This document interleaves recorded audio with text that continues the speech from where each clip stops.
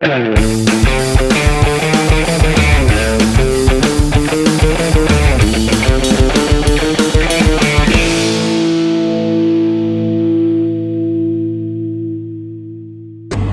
adalah penjelasan mengenai penerapan produksi bersih pada industri batik.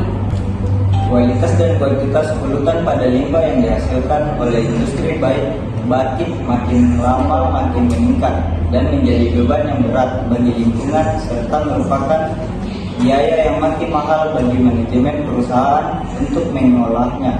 Oleh karena itu, perusahaan mencari berbagai cara untuk mengurangi polusi pada sumbernya sebelum limbah itu terjadi, sebagai upaya preventif dan sangat efektif untuk mengurangi biaya pengolahan limbah. Strategi tersebut dinamakan cara atau upaya penerapan produksi bersih. Produksi bersih didefinisikan sebagai upaya penerapan yang kontinu dari suatu strategi pengolahan lingkungan yang integral dan preventif terhadap proses, produk, dan jasa untuk meningkatkan efisiensi dan mengurangi terjadinya risiko terhadap manusia dan lingkungan. Dalam penerapannya, banyak pihak yang menggunakan istilah berbeda, seperti pencegahan polusi, pengurangan limbah, pengurangan sumber atau teknologi bersih. Istilah produksi bersih digunakan untuk menjelaskan pendekatan secara konsep dan operasi terhadap proses dan produk yang dapat memperkecil dampak keseluruhan dalam hidup produk terhadap manusia dan juga lingkungan. Adapun peluang penerapan produksi bersih pada industri batik yang pertama adalah perubahan input bahan, yang termasuk di dalamnya adalah menggunakan zat bahan kimia yang berkualitas baik akan mengurangi kesulitan dalam pencelupan. Selanjutnya, menggunakan mori yang siap dibatik akan menyediakan proses pengetelan.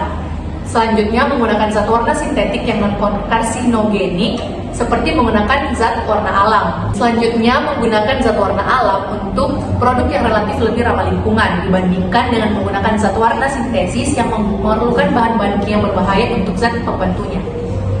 Selanjutnya, yang kedua adalah perubahan produk. Yang termasuk dalam perubahan produk adalah yang pertama, membuat produk yang berkualitas baik. Selanjutnya, tidak mewarnai produk batik dengan zat warna yang bersifat karsinogenik. Tiga, yaitu perubahan teknologi, di mana terdapat layout pabrik diusahakan harus tertata seefisien mungkin agar perjalanan proses menjadi cepat dan tidak saling mengganggu.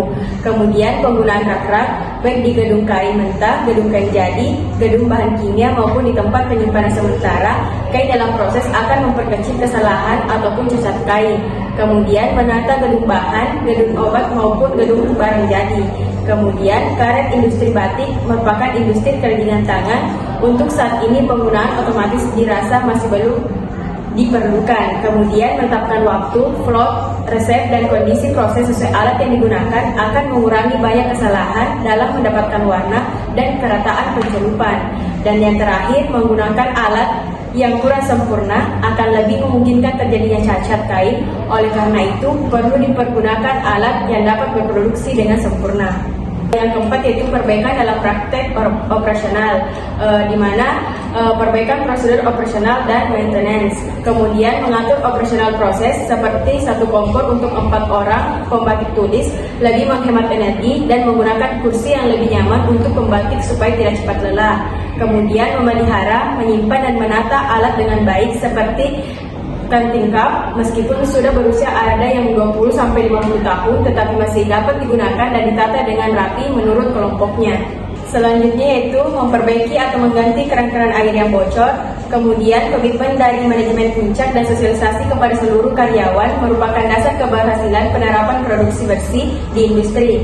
Kemudian pengaturan perencanaan jadwal produksi yang tepat akan sangat membantu melancarkan aliran proses dan efisiensi proses produksi. Kemudian pengendalian yang baik dalam inventaris terutama bahan baku, zat warna, bahan kimia dan lilin batik akan sangat membantu melancarkan aliran, proses dan efisiensi proses produksi. Kemudian, suksesnya pelaksanaan penerapan produksi bersih tidak terlepas dari kemampuan sumber daya manusia yang tersedia.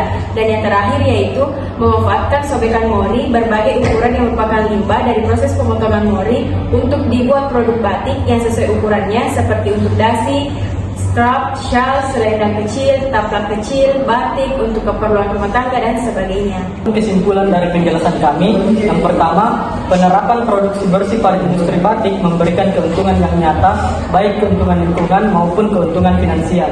Yang kedua, disarankan bahwa peluang produksi bersih harus digali dan diterapkan secara terus-menerus. mungkin itu saja yang dapat kami jelaskan. Lebih kurangnya mohon dimaafkan. Wassalamualaikum warahmatullahi wabarakatuh.